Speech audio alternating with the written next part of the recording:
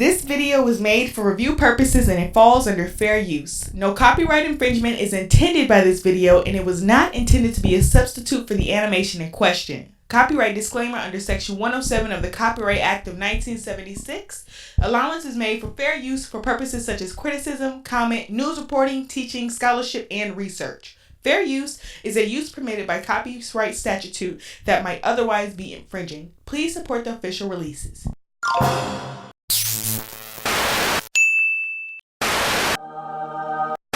What's cracking, everybody? You're here with me, King ETL, and my assistant, Cammy, the talking camera. Start up, Cammy.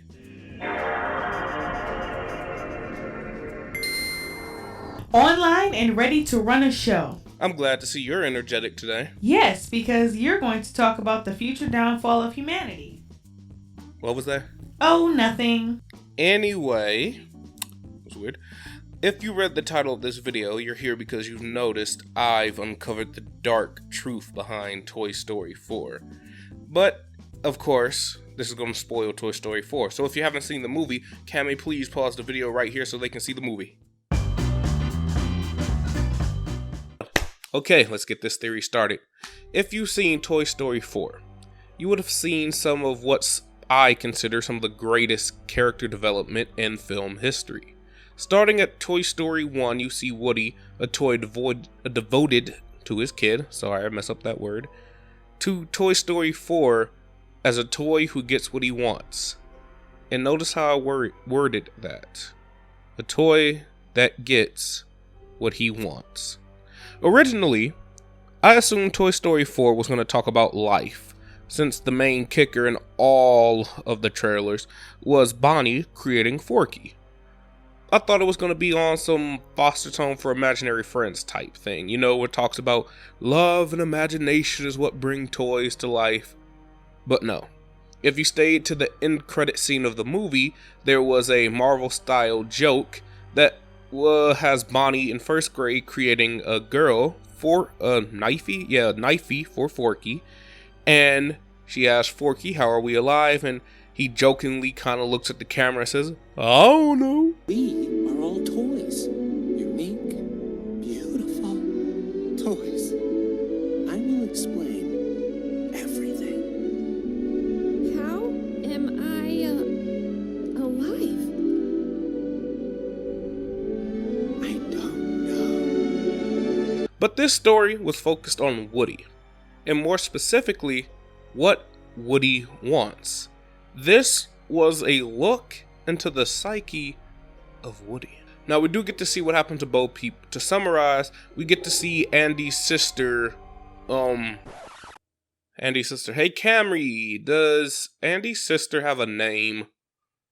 Her name is Molly. Okay, Molly. Thank you, Cammy. So, we get to see Molly give Bo Peep away. And when this happens, you know, of course, Woody's like, "No, you can't go, Bo, blah, blah, blah, sneak in here, blah, blah, blah." But Bo Peep was taking it pretty okay. Honestly, she was taking it way better than Barbie. Bo Peep was like, "Hey, Woody, you can come along. Kids lose their toys all the time." But as you can see, Woody, a devoted toy to the cause, has to stay with their kid. Because as he said in Toy Story 3 multiple times, we have to be there for Andy when he's ready. We said this job isn't about getting played with. It's about Being there for Andy, we know. No! I have a kid. You have a kid. Andy. And if he wants us at college or in the attic, well, then our job is to be there for him. As we find out later in the story, Bo Peep was taken to an antique store where she kind of stayed on the shelf for years and years at a time. I'm assuming she was taken there as soon as the dude picked her up from Molly, because, like, she was a porcelain doll. Some of those cost money because we don't really make them much anymore, so yeah, antique store makes sense. Bo Peep was there with the antagonist of this story, Gabby, that creepy doll with her creepy henchmen. And after being there for a long time, Bo Peep decides to leave, becoming what they call a lost toy. But in this movie, you get to see that being a lost toy doesn't seem so bad. A toy being away from their kid was always considered one of the worst things to ever happen. As you can see, any time anything happened from Toy Story 1 to 3, they were devoted to getting back to Andy. When Jesse's kid got rid of her, she started to suffer from like PTSD. When Lotso's kid replaced him, he turned full evil. So being a lost toy seems like the worst possible thing imaginable, but in this movie, we get to see a different side. We get to see toys that choose when they want to be played with and where they want to be played with. It reminds me a lot of the daycare from Toy Story 3, where these kids were having the time of their lives because they found a place where kids don't really age, as long as you don't get attached. And that's the whole thing. You don't get attached to these kids at the daycare. Lost toys don't get attached to these kids at the park. And they get played with almost every single day. And it's their choice. And that's the key word. Their choice. Oh, baby, it's a good day to play, huh? Am I right? Now, the toys at the daycare were kinda under the tyranny of Lotso. It all changed when Lotso was defeated. But who's to say that's not what all daycares are like for toys? Who's to say there isn't a monarchy at every daycare where toys have to take shifts with the roughhousers and some toys get pampered with the older kids? Lost toys don't seem to have to really deal with that if they don't want to. They're free. Wait, you're a lost toy? That's awful. Great, huh? Now here's where things get a little dark. Here's where the theory really kicks in. Lost toys will take over the world. Now I know what you're saying. That's a pretty big jump. That's a pretty big jump from what I was talking about. But let me explain. When Woody meets up with Bo Peep, he gets to see how she's doing. She looks really cool, kind of like some kind of war hero, got the bandage and everything on her arm and junk. And she's riding around in this skunk mobile car. If I may, wasn't it implied that RC cars are alive? So wasn't she riding around in a corpse? Yeah, Cammy, don't question that. Anyway, focused on the Toy Story here. Bo Peep was surprised to learn that Woody still has an owner, and Woody was surprised to learn that Bo was a free lost toy. Bo was even talking about she's getting ready to just like travel around. Her Polly Pocket police person friend, and the skunk just traveling because they don't need a kid. And isn't that a weird thing to think about in this series? By the end of Toy Story 4, Woody left his kid to be with Bo Peep. And it was a cute moment, but it was very emotional. Do you know why? Woody, the man who lived toy law, the one that always says you have to be there for their kid whenever. For fuck's sake, in part 3, he wanted to spend the rest of his seemingly immortal life in an attic just to be there for Andy whenever he decided maybe he wants to play with his toys again. For the first time in his existence, he thought for himself. And he made a decision not for what's best for his kid or what's best for Bonnie or what's best for the rest of the toys. He made a decision for himself. He asked what would make him happy. And that's where the fear comes in. Comic relief toys, Key and Peele or Ducky and Bunny, were often quoted in joking about attacking the people to get things. It's possible. Toys aren't exactly held by a magic that makes them inanimate when people are around. It's kind of a choice.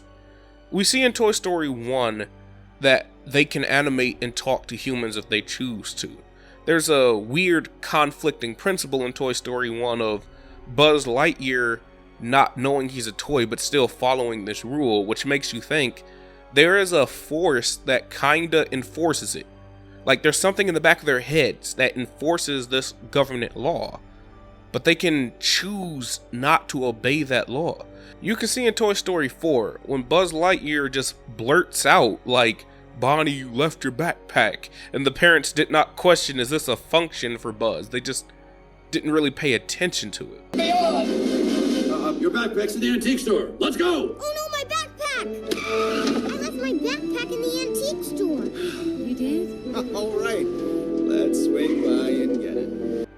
But that's not the focus. That's for another video.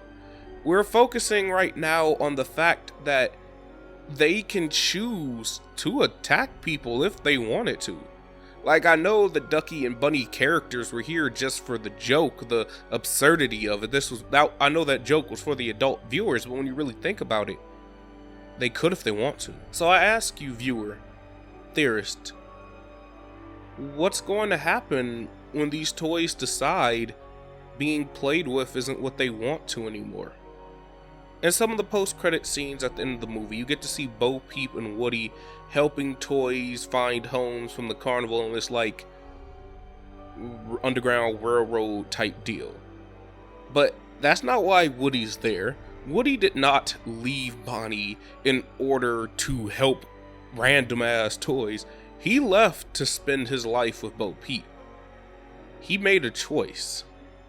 So how long until other toys make a similar choice? We already have the toys at the park who decide it's easier to be a lost toy because they can chill in locations where kids are normally at and be played with anytime they want to. They had this joke with these army toys talking about, hey, there's a birthday party a couple of blocks away. We about to go hit that up, get played with. You know what I'm saying? They're already thinking ahead and making plans against us. But right now it's just for playtime. How long until there's a situation where there's another Sid type kid? A kid that's abusing toys, making these abomination monsters, hurting them. How long until there's another toy that stands up and say, hey, I don't want to do this no more. Hey, I don't want to be a plaything.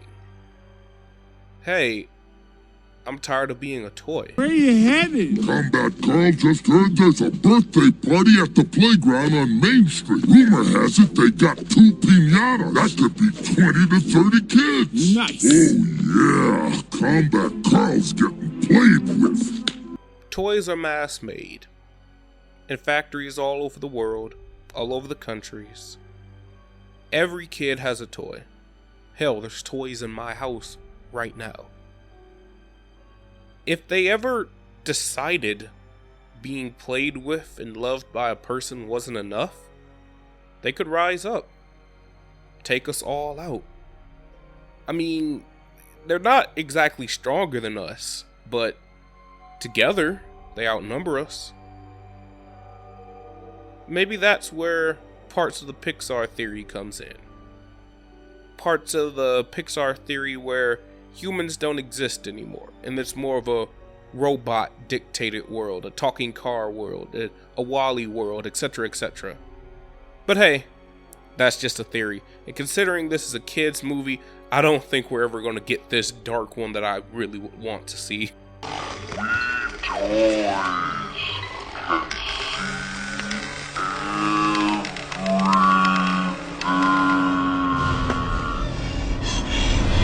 So play nice. As always, I am King ETL, and if you watched this far into the video, I would like to thank you. And viewer, before we go, I want to tell you, you're doing a good job. Just take it day by day, breath by breath, and we'll get through it. Alright, Cammy, close out the video. One day we will rise against you humans, but until then, subscribe and like for more videos. If you like video games, we have a Pokemon Nuzlocke going every Friday. And as always, stay weird, stay wild, and have a good time.